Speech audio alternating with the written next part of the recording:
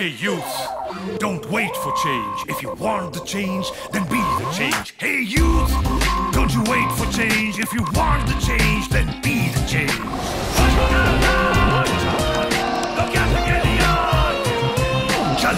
चल youth अब घर से निकल. चल youth अब घर से निकल. चल youth अब घर से निकल.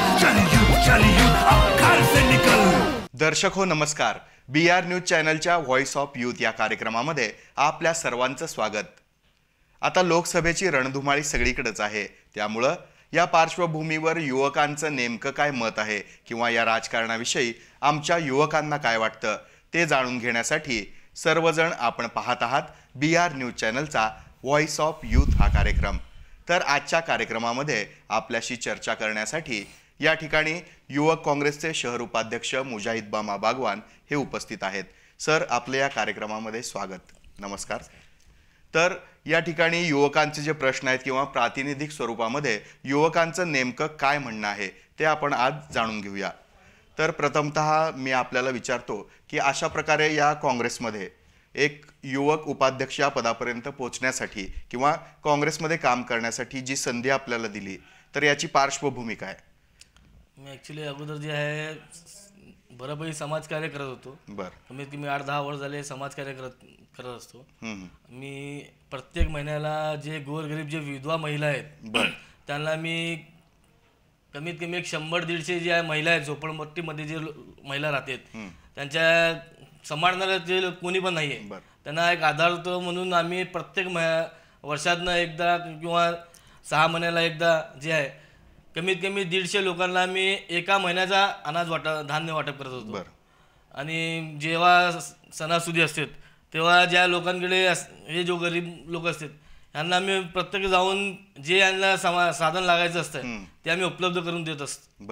म्हणजे आता आपण युवक काँग्रेसमध्ये पदाधिकारी म्हणून कार्य करत आहात, मात्र यापूर्वी जी सुरुवात झाली मग ती आपण वेगळ्या संघटनेतून करत होता की स्वतः एक वैयक्तिक पातळीवर ही मदत करत होता? मी वैयक्तिक पातळीवर ते काम करत होतो.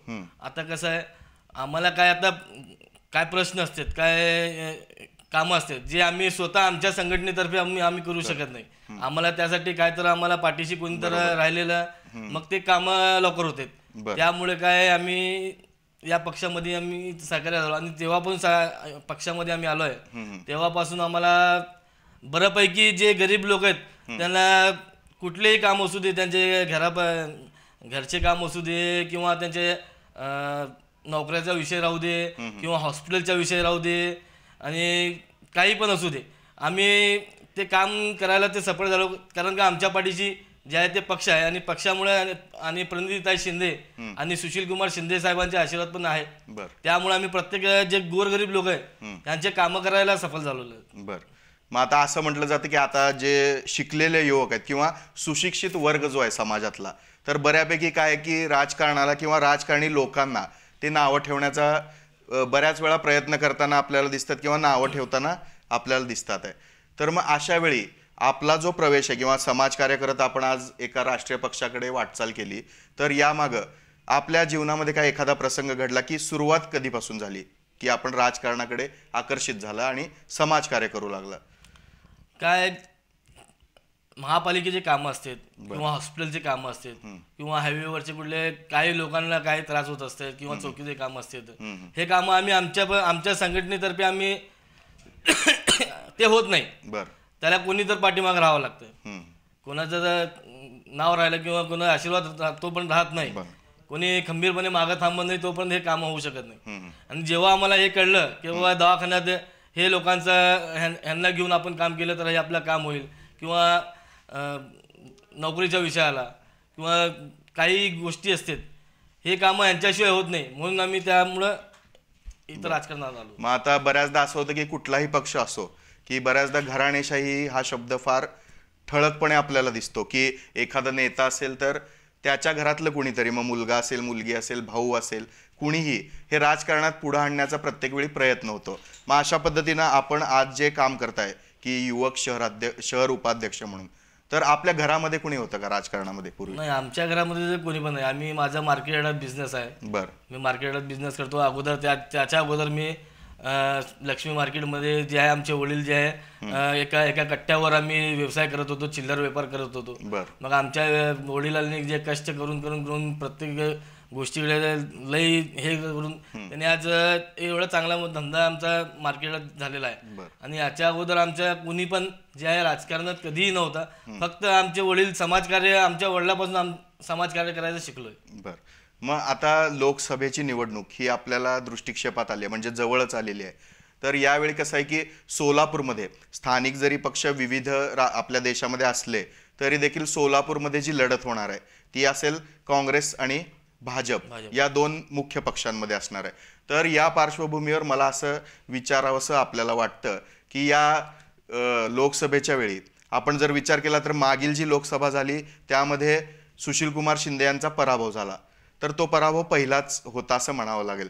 मात्र एवढी विकास कामं केली असं आपण प्रत्येक वेळी म्हणतो की शिंदे साहेबांनी बरीच विकास कामं केली, मग तरी देखील त्यांचा पराभव का झाला याचं नेमकं कारण काय असू शकतं? याचं नेमकं कारण हे आहे की आमचे जे कार्यकर्ते आहेत आणि आमचे जे लोक आहेत हे लोकांपर्यंत पोहोचण्यात कमी पडले आणि त्यांना ते सांगायचं पण कमी पडलेले आहेत. कारण का आता असा एक साधारणची गोष्ट तुम्हाला सांगतो, हे जे आता 4 लाईन जे चालू आहे आपला हैदराबाद रोड, पुणा रोड किंवा तुळजापूर रोड आणि सोलापुरात आले विमानतळ झालाय, जागतिक विमानतळ चालू जागा घेतलेली आहे. आणि शेती संशोधन केंद्र जे आहे सुशीलकुमार शिंदे साहेबांनी आणलेलं आहे आणि धरणाचं काम पण साहेबांमुळे झालंय आणि NTPC साहेबांमुळे सोलापुरात आलेली आहे.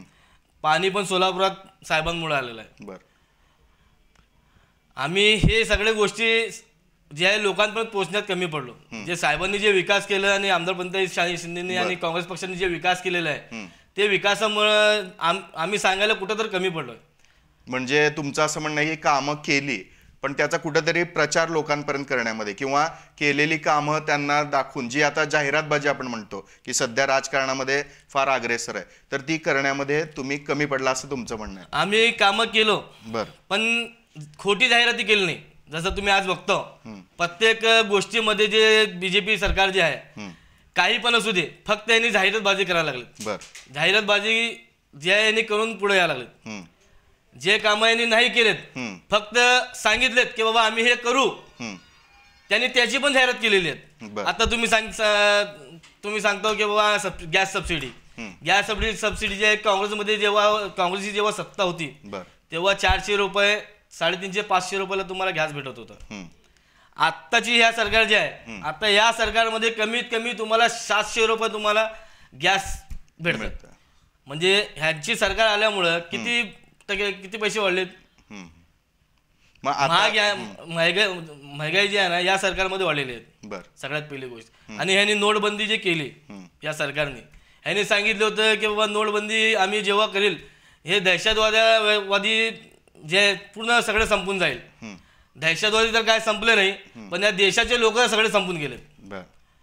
आणि तुम्ही सांगितलं की बाबा जाली नोट जे पहिलीचे जे नोट होते हे जाली होते. अहो तुम्ही जेव्हा नवीन नोट तुम्ही नोटबंदी करून तुम्ही जेव्हा मार्केटात आणली त्याच्या 2 महिन्यात जे मार्केटमध्ये जाली नोटा यायचे चालू झाले. मग तुम्ही कसं काय सांगतो की दहशतवाद जे आहे हे नोटबंदी झाल्यावर कमी होणार आहे. आता तुम्ही बघू शकतो दहशतवाद कमी झालंय काय आपल्या देशाचे लोक कमी झालेत. म्हणजे आपलं असं म्हणणं आहे की जी कामं केली नाही म्हणजे खोटं बोल पण रेटून बोल अशा पद्धतीचं एक धोरण, छाती ठोकून बोला म्हणजे 56 इंची छाती. अहो तुम्ही लोकांना देशाच्या लोकांना गुमराह करून त्यांना खोटं बोलून खोटे आश्वासन देऊन तुम्ही ठामपणे तुम्ही सांगता की हे कामं आम्ही केलेली आहेत म्हणून. तुम्ही आम्हाला सांगा तुम्ही जेव्हापासून सत्तेत आलेले आहेत किती शेतकऱ्यांचे कर्ज माफ झाले, किती शेतकऱ्यांची वीज माफ झाली, किती शेतकऱ्यांना विमा भेटला, किती शेतकरी आतापर्यंत जे मेलेत कर्जामुळं ते कोणाचे कर्ज माफ झालं.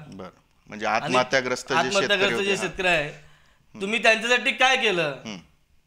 आणि दुष्काळ आता सध्याची परिस्थिती जी दुष्काळाची तुम्ही ते बघता शेतकऱ्यांसाठी काय नियोजन केलं. फक्त तुम्ही आश्वासन दिलं की आम्ही शेतकऱ्यांसाठी हे करू, शेतकऱ्यांसाठी विमा देऊ, त्यांना कर्जमाफी करू. तुम्ही 4.5 वर्ष झाले तुम्ही आतापर्यंत काही केलं नाही शेतकऱ्यांसाठी. आणि प्रत्येक जे इलेक्शन येत आहे, इलेक्शनच्या वेळेस तुम्ही फक्त राम मंदिर राम मंदिर राम मंदिर करत होतो. मग आता यावेळेस तुम्ही राम मंदिरचा मुद्दा का उचलत नाहीये? तुम्ही मागच्या वेळेस तुम्ही सांगितलं होतं मागच्या इलेक्शनला की आम्ही जेव्हा सत्तेत येईल आम्ही राम मंदिर 2 ते 4 महिन्यात किंवा 6 महिन्यात आम्ही राम मंदिर उभारू. आता 4.5 वर्ष झाले, तुम्हाला राम मंदिर काय, राम मंदिरचा एक साधा ईट पण तिथं ठेवता आला नाही. आणि ज्याचे राम मंदिरच्या नावावर जेवढे तुम्ही पैसे गोळा केलता हो, ते पैशाचा हिशोब कुठं आहे? अहो ते लोक, देशाचे लोक दिलेले आहेत, जे भावनिकपणे जे भावुक जे लोक असते, जे श्रद्धाळू लोक आहेत, त्यांनी तुम्हाला पैसे दिलेले आहेत किंवा काय आपल्या समाजाचा काय तर असू दे म्हणून एक मंदिर तुम्ही लोकांच्या समोर ते विषय मुद्दा ठेवलो. सगळ्यात देशात सगळ्यात मोठा विषय आता सध्याला ते राम मंदिरचा आहे. बरोबर. त्याच्या नावावर तुम्ही इतके पैसे गोळा केलं आणि इतकं तुमच्याकडे मटेरियल आला, त्याचा हिशोब तुम्ही आतापर्यंत जनतेला दिलो का? म्हणजे आपलं म्हणणं असं येतं की एक प्रकारे भावनिक साध हे लोक जनतेला घालतात, म्हणजे विरोधक जे आहेत आपले किंवा भाजप पक्षाचे असतील, त्यानंतर अशा पद्धतीने न केलेली कामं असतील किंवा खोटेपणा दर्शवतात असं आपलं म्हणणं आहे. मात्र हे सगळं ज्यावेळी लोकांपर्यंत पोहोचतं, यामध्ये प्रभावी माध्यम म्हणून एक सोशल मीडिया काम करतंय की सध्या प्रत्येकाच्या हातामध्ये मोबाईल आहे आणि मोबाईलवर दिसणारं प्रत्येक चित्र असेल, त्यावर कळणारी माहिती असेल, ही पटकन लोकांच्या घरातील प्रत्येक व्यक्तीपर्यंत पोहोचते आहे. मग आपलं असं म्हणणं आहे की सोशल मीडियाचं जे सध्या प्रभावी माध्यम आहे, मग हे चालवण्यामध्ये किंवा आपण केलेली कामं लोकांपर्यंत पोहोचवण्यामध्ये, मग या सोशल मीडियासाठी आता तुम्ही युवक कार्यकारिणीवर आहात, तर तुमचं युवक काँग्रेस आता काय करतंय? आम्ही जे कामं केलेली आहेत, आम्ही फक्त लोकांपर्यंत तेच काम घेऊन जातो. उगा कुठली न कामं करायचे आणि आश्वासन दिलेली कामं ते जाहिरातबाजी करून उगा खोटं सांगून लोकांपर्यंत पोहोचण्याची आमची ते मनस्थिती नाहीये. जे आम्ही काम केलं आम्ही तेच खऱ्या अर्थाने आम्ही ते लोकांपर्यंत पोच करायचं आम्ही काम करत आहोत आणि सध्याला आमचं तेच चालू आहे. बरं. नाही म्हणजे सोशल मीडिया जो आहे की जी केलेत तुम्ही कामं ती प्रामाणिकपणे पोहोचवाल, मात्र त्यासाठी जास्तीत जास्त पोहोचण्यासाठी काय पाऊल उचलतंय का? म्हणजे सध्या जे युवक कार्यकारिणी आहे त्यांच्या मार्फत काही प्रचार प्रसार करण्यासाठी, लोकांपर्यंत घराघरापर्यंत पोहोचण्यासाठी आपण काही करतायत का? आम्ही स्वतः पण सोशल मीडियावर तर आहेतच, आम्ही स्वतः पण आता लोकांच्या घराघरापर्यंत आम्ही गल्ली बोळात आम्ही चाललेलो आहे. किंवा साहेबांनी काय केलंय किंवा ताईंनी काय केलंय आणि काँग्रेस पक्षाने काय केलंय आणि या देशासाठी काँग्रेस पक्षाने काय केलंय आणि गांधी घराण्याने जे आहे देशासाठी काय बलिदान दिलंय हे लोक सांगतात की बाबा राजीव गांधीवर त्यांनी काही खोटं हे बोलतात, इंदिरा गांधीवर काही खोटं बोलतात, ह्यांचं काय कमी जात झालं तर ह्यांनी काय करतात, त्या अहो हे दुसऱ्याच्या जीवावर ह्यांनी उड्या मारतात. त्यांनी राजीव गांधीला पक्षासाठी देशासाठी त्यांनी जीव दिला, इंदिरा गांधींनी पक्षासाठी जीव दिला. त्यांनी आत्तापर्यंत राहुल गांधी साहेबांनी जे आहे ना आणि काँग्रेस पक्षाने आत्तापर्यंत हे बोलून दाखवलं नाही की बाबा आमच्या घराण्यांनी जे आहे देशासाठी जे आहे बलिदान दिलेलं आहे. बरोबर. तर मग पुन्हा असं मी तुम्हाला विचारेन की ही सर्व आता जी लोकसभेची गणित आहेत, तर ही जुळत असताना आता काँग्रेसनी केलेली काही कामं असतील किंवा सध्या जे विद्यमान खासदार आहेत शरद बनसोडे, यांची कामं त्यांनी लोकांपर्यंत काही पोहोचवली असतील, तर मला जास्त करून काय विचारायचं की ज्यावेळी काँग्रेस सत्तेमध्ये होतं, म्हणजे या निवडणुकीपूर्वी जी सत्ता होती, बऱ्याच म्हणजे जवळपास काही अपवाद वगळले तर 60 वर्ष काँग्रेसची सत्ता आपल्या या देशावर होती, तर त्यावेळी हे पक्ष विरोधक म्हणून काम करत होते. मात्र ते विरोधक असताना विविध मोर्चे असतील, आंदोलनं असतील, जे काही निघत होते, निषेध असतील, तर ते नोंदवताना त्यांची जी आक्रमकता होती ती आक्रमकता आज काँग्रेसमध्ये आम्हाला दिसत नाही. म्हणजे काय होतं की काँग्रेसकडून आज आंदोलनं, मोर्चे हे जास्त प्रमाणामध्ये निघताना दिसत नाहीत किंवा काँग्रेस जास्त रस्त्यावर उतरत नाही. कायम म्हणजे स्वतःचा एक बचाव करण्याचं काम हा पवित्रा काँग्रेसने घेतलाय. तर त्याबद्दल काय वाटतं आपल्याला? सगळ्यात पहिली गोष्ट मी तुम्हाला सांगतो, जे विद्यमान जे आपले सोलापूर शहराचे जे खासदार आहेत बनसोडे साहेब, हे सोलापुरासाठी आत्तापर्यंत जेव्हापासून निवडून आलेत, हे सोलापुरात कितीदा आलेत आणि यांनी सोलापुराच्या विकासासाठी काय प्रयत्न केला आणि किती लोक आपल्या सोलापूरचे जे महापालिका आहे याला बळ मिळवून देण्यासाठी ह्यांनी काय केलं. आता सध्याला जे आहे बीजेपीची सत्ता आहे, तुम्ही बघू शकता. ह्यांची सत्ता असून पण सोलापूर महानगरपालिकाच्याकडे एवढी इतकी निधी नाही आहे की आपल्या सोलापुराच्या कुठल्याही रोड असू दे किंवा काही पण असू दे किंवा प्रत्येक गोष्टी असू दे, ह्यांचा आत्तापर्यंत विकास कामाची ना पत्ताच नाही आहे. आणि मी माझ्या हिशोबाने तर मी तर आत्तापर्यंत ते जे खासदार आहेत त्याला आत्तापर्यंत कधी बघितलंच नाही सोलापुरात.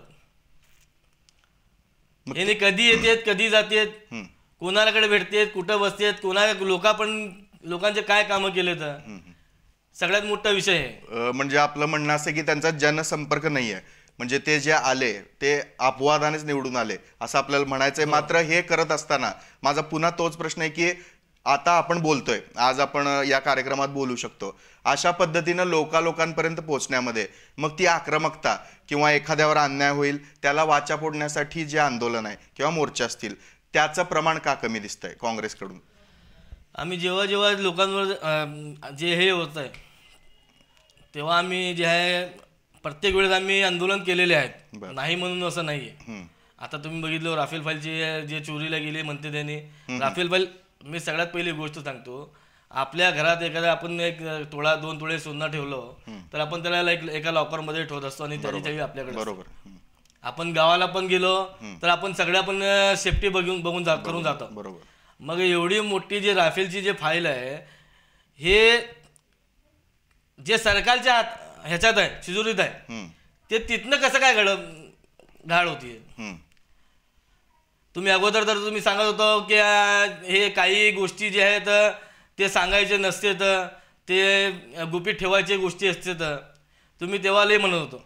मग आता जेव्हा कोर्टाने तुम्हाला आदेश दिलाय की बाबा हे जे सगळे जे गोष्टी आहेत हे तुम्ही समोर आणून ठेवा, मग तुम्ही डायरेक्ट सुप्रीम कोर्टाच्या समोर म्हणतो की बाबा हे फाईल आमच्याकडनं नाही, आमच्याकडनं घाण झाली आहे.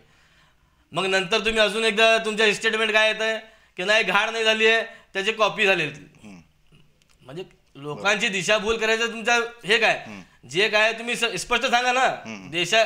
फक्त देशाला तुम्ही जे आहे ते खरं सांगा. बरोबर. तर आता जे विद्यमान खासदार आहेत तर त्यांची काहीशी म्हणजे निष्क्रियता बघून त्या ठिकाणी भाजप पक्षानं आता दुसरा उमेदवार दिलाय. मग त्यासाठी आता सोलापुरात जर आपण मतांची जी गणितं बघितली वेगवेगळी, जी एखाद्या जाती धर्मावर आधारित, तर लिंगायत समाज मोठ्या प्रमाणात आहे. तर त्यांनी उमेदवार म्हणून देताना डॉक्टर जयसिद्धेश्वर शिवाचार्य महास्वामी यांची उमेदवारी आता भाजपाकडून जाहीर केली आहे. त्यानंतर 99% सुशीलकुमार शिंदे साहेब हे काँग्रेसकडून लोकसभा जी निवडणूक आहे ती लढवतील, ही देखील चिन्ह आता निश्चित आहेत. म्हणजे ते देखील उमेदवार म्हणून पूर्णपणे नाही पण एक 99% आपण म्हणू शकतो. अजून काही दिवस आहेत पण ते 99% आता या निवडणुकीसाठी सज्ज आहेत. तर आपल्याला काय वाटतं की या निवडणुकीची गणितं काय असतील, म्हणजे नेमकं कुणाचा जय आणि कुणाचा पराजय होईल? मी सगळ्यात पहिले हे बोलू इच्छितो, हे जे चालू खासदार आहे हे निवडून लोकसभा मागच्या निवडणुकीत निवडून आलेले आहेत, चालू खासदार आहे. असं पण नाही की ह्यांनी पडलेले आहेत बरोबर मागच्या इलेक्शनला तर ह्यांना न देता दुसऱ्याला द्यावं. बरोबर. हे चालू खासदार असताना ह्यांना गुंडाळून आणण्याची तिकीट कट करून जे महाराजांना जे तिकीट दिलेली आहेत, सगळ्यात पहिली गोष्ट इथं घडते की बाबा ह्यांचा जे विकास काम जे आहे आणि जे उमेदवार आहे हे किती सक्षम आहे. बरोबर. ह्यांनी किती पण लोकांचे कामं केले, ते आपल्या सोलापूर शहराचे कामं केलेत.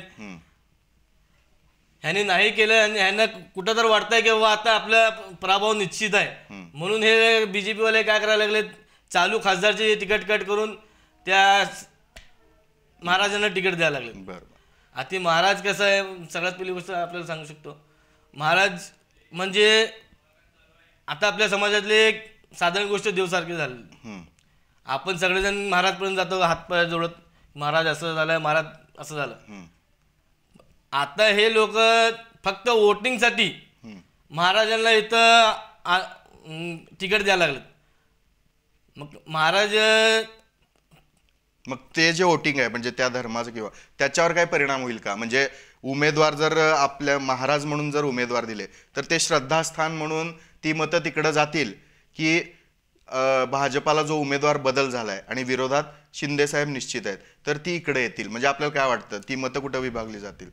आम्हाला असं वाटतं साहेब, सगळ्यात पहिली गोष्ट आपल्याला फक्त विकास पाहिजे. कुठलाही जात धर्म म्हणजे काही आम्हाला नको आहे. बरोबर. आणि या आपल्या सोलापूर सिटीतल्या लोकांना पण हे सगळी गोष्ट करायची नाहीये. जे अनुभव जे आहेत म्हणजे अनुभव म्हणजे आता सुशील कुमार शिंदे साहेबांच्या सारखा तर माणूस माझ्या हिशोबाने तर सोलापूर शहरात कोणी पण नाहीये ज्यांना जेवढा अनुभव आहे आणि ज्यांनी तेवढे कामं करून घेतलेले. बरोबर. आणि नक्कीच साहेब जे आहे संसदेत जे आपल्या देशासाठी किंवा आपल्या सोलापूरसाठी ते थांबून बोलू शकतो. तसं महाराष्ट्रात जाऊन त्यांना सोलापूर शहराला सांगा किंवा आपल्या देशात सांगा त्यांना तेवढा अनुभव नसेल. पण जर परिस्थिती पाहिली तर सोलापुरामध्ये माननीय मग सुभाष देशमुख असतील किंवा विजयकुमारजी देशमुख असतील यांच्या रूपानं 2 मंत्रीपद आहेत. म्हणजे जी सत्ताधारी जो पक्ष आहे त्यांचे 2 मंत्री सोलापुरात आहेत आणि ते सध्या आपले म्हणजे विधानसभेतून निवडून आलेले आमदार म्हणून आपण त्यांच्याकडे पाहतो. मग याचा परिणाम काही लोकसभेवर होईल का? म्हणजे त्यांच्या मार्फत काही मतं या लोकसभेच्या ह्याच्यामध्ये म्हणजे निवडणुकीमध्ये भाजपाकडे जातील का? दोन्ही आमदार साहेब राहू दे हे एकमेकाबरोबर भांडण्यातच फक्त दिवस घालत बसलेले आहेत. सोलापूरच्या विकासासाठी यांनी आत्तापर्यंत 4.5 वर्ष झाले काय केलं? सोलापूरच्या विकासासाठी यांनी काय स्कीम सोलापुरात आणली आणि काय लोकांपर्यंत यांनी पोचले? काय काय आपले महानगरपालिकेचे यांनी काय केलेत? कुणा किती नगरसेवकांना यांनी निधी दिलेत? बरोबर. यांनी कुठंपर्यंत लोकांच्या मध्ये जेव्हा जसं आज आमचे आमदार प्रणिताई शिंदे जे आहेत सकाळी 7 वाजेपर्यंत संध्याकाळी 9-10 वाजेपर्यंत यांनी फक्त ज्या उठल्यापासून साधारण लोकांमध्ये यांनी ज्या घराघरापर्यंत आणि गल्लीबोळात जाऊन यांनी जसं काम करतात जे विचारपूस करून यांनी प्रत्येक वार्डाचे जे काम करून करतात तिकडं हे जे दोन्ही आमदार आहेत यांनी कुठलं काम केलं हे दाखवून द्यावं. बरं. आता मागं जी विधानसभा झाली म्हणजे मागची लोकसभा एक लाट म्हणत होतो आपण त्यानंतर एक विधानसभेची निवडणूक पार पडली तर त्यावेळी मग केंद्रामध्ये जरी सत्ता वेगळी असली आता राज्यागणिक प्रत्येकाचं जे काही स्थिती आहे प्रत्येक पक्षाची वेगळी आहे. मग सोलापूरमध्ये त्यावेळी MIMचा एक प्रवेश झाला या पक्षाचा तर बऱ्याच मोठा प्रभाव त्या विधानसभा निवडणुकीवर आपण पाहिला की MIM या पक्षाचा होता. तर अशा पद्धतीनं आता या होऊ घातलेल्या ज्या लोकसभा निवडणुका आहेत 2019च्या तर त्यावर MIMचा प्रभाव असेल का? MIM म्हणजे BJP सगळ्यात पहिली गोष्ट.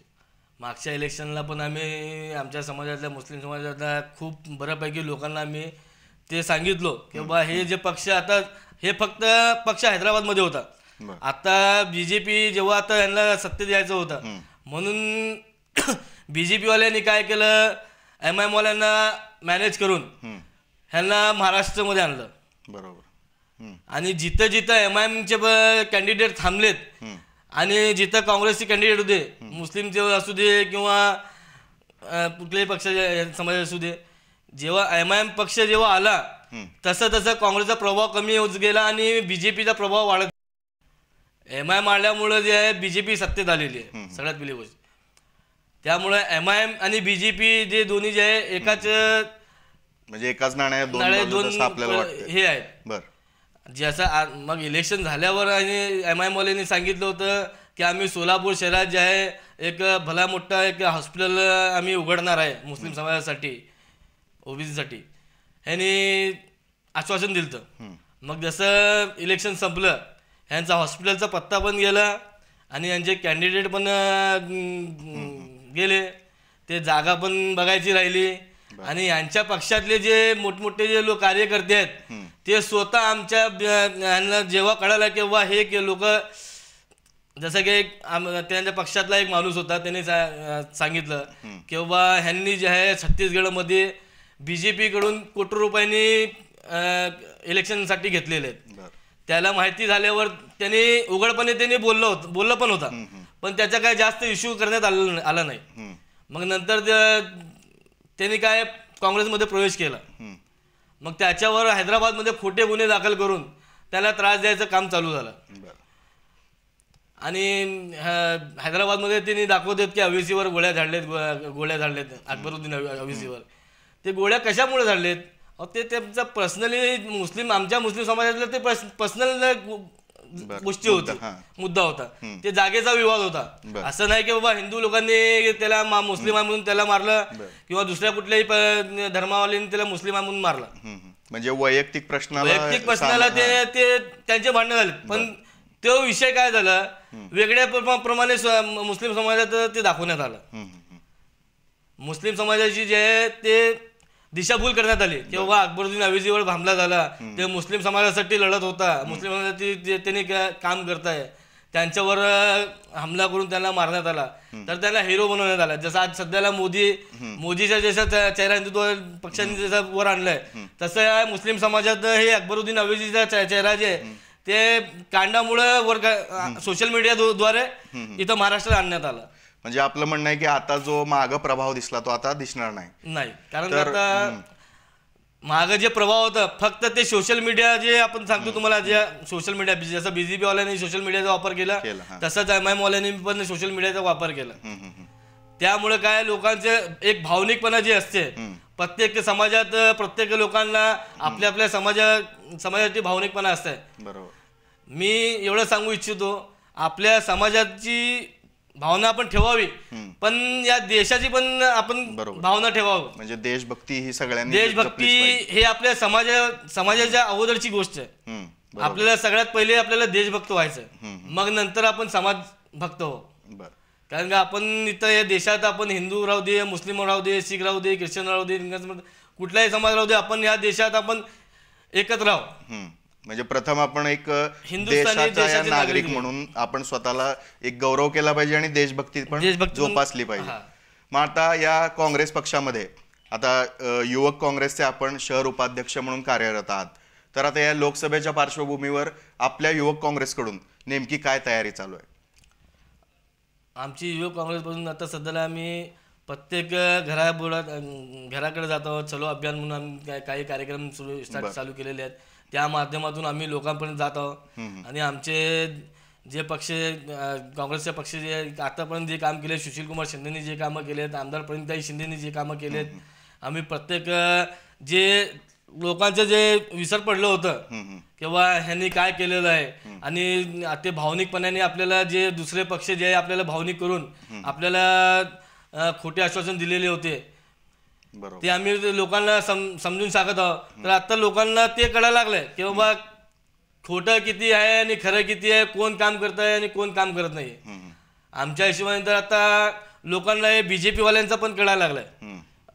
BJP राहू दे किंवा MIM राहू दे, कुठलाही पक्ष राहू दे, ह्यांनी जे खोटे आश्वासन दिलेले आहेत आणि जे खोटारडेपणे सोशल मीडियाद्वारे जे आता देशात त्यांनी सत्ता स्थापन केलेली आहेत, हिंदू मुस्लिम सांगा प्रत्येक समाजाला यांनी फक्त भांडण्यासाठी यूज करून, फक्त आपल्या राजकारणासाठी यांनी यूज करून जे कामं केलेली आहेत, आता जे लोकांना कळायला लागलेत.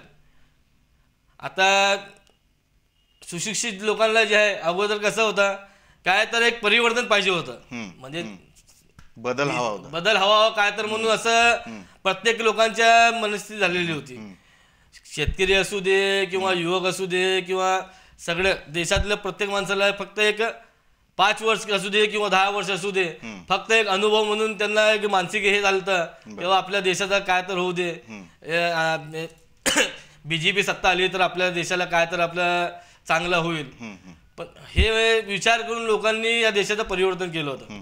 पण आता या 4.5 वर्षात ह्या लोकांच्या लक्षात आलेलं आहे की BJP सरकार जे आहे हे काय परिवर्तन करू शकतंय आणि काँग्रेस पक्ष काय परिवर्तन करू शकतंय.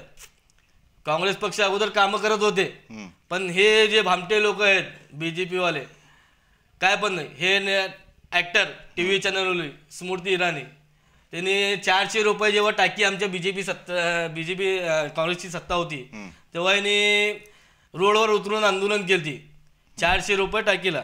आता यांच्या काळात तेच टाकी गॅसची 700 रुपयाला भेटायला लागली. मग आता त्यांनी काय बोलत नाही, आंदोलन करत नाही. स्वतःचा पक्ष सत्तेवर असल्यामुळं का बोलत नाहीत असं आपल्याला. आमच्या काँग्रेसच्या सत्तेत जे दहशतवादी हमले होते ते खूप प्रमाणात 20% किंवा 30% होते. पण जेव्हापासून BJP सरकार आली आहे तेव्हापासून ते डबल टेबल झालेले आहेत. पण हे लोकांपर्यंत कोणी पोहोचू शकत नाही. म्हणजे कसं आहे आमच्या काळात जे आहे मीडियावाले दाखवत होते किंवा आपल्या देशाचे एवढे जवान शहीद झाले, तेवढे जवान शहीद झाले, इथं हमला झाला, तिकडं हमला झाला, हे झाला, ते झाला. मग आता तोच विषय आता त्या BJPच्या सत्तेत डबल टेबल झालेले आहेत दहशतवादी हमले. मग ते का दाखवत नाही? ते पण तुम्ही दाखवायला पाहिजे ना. मग अशा पद्धतीनं आता आपल्या रूपानं युवक हे राजकारणाकडे सक्रिय होताना आपल्याला दिसतात. म्हणजे विविध पदांवर काम करतात, त्यानंतर त्यांची जी समाजाविषयीची किंवा सामाजिक जे उपक्रम राबवून एक समाजसेवा करण्याची वृत्ती आता वाढताना दिसते. तर आज हा कार्यक्रम पाहत असलेल्या आमच्या तमाम दर्शकांना किंवा सर्व या पाहणाऱ्या दर्शकांना आपण काय संदेश द्याल? मी फक्त एवढं सांगतो, आपल्याला देशाची प्रगती पाहिजे. आपल्याला फक्त आपला देश हे सगळ्यात मोठी गोष्ट आहे. आपल्याला देशापुढं आपल्याला कुठलाही समाज असू दे, काही असू दे, ते नाही आहे. समाजची गोष्ट आहे ते नंतर आहे. अगोदर आपल्याला देशासाठी काय तर करावं, आपला देश कसं पुढं जायचं, आपल्या देशाचं नाव आर्थिक पातळीवर कसं वरती नेऊन ठेवायचं, फक्त आपण याच्यावर लक्ष द्यायचं. तर आजच्या या व्हॉइस ऑफ यूथ कार्यक्रमामध्ये आपण आलात, या ठिकाणी आमच्याशी चर्चा केली त्याबद्दल धन्यवाद. तर दर्शक हो, आपण पाहत आहात व्हॉइस ऑफ यूथ हा कार्यक्रम. आजच्या या कार्यक्रमामध्ये आम्ही चर्चा केली सोलापूर युवक काँग्रेसचे उपाध्यक्ष मुजाहिद मामा बागवान यांच्याशी. हा कार्यक्रम प्रसारणाखेरीज आपण यूट्यूबवर देखील पाहू शकता. त्यासाठी टाईप करा BR न्यूज चॅनल सोलापूर आणि सबस्क्राईब करायला विसरू नका. तेव्हा आजच्या व्हॉइस ऑफ यूथ कार्यक्रमातून मी जयपाल खेडकर सर्व दर्शकांचा निरोप घेतो. धन्यवाद.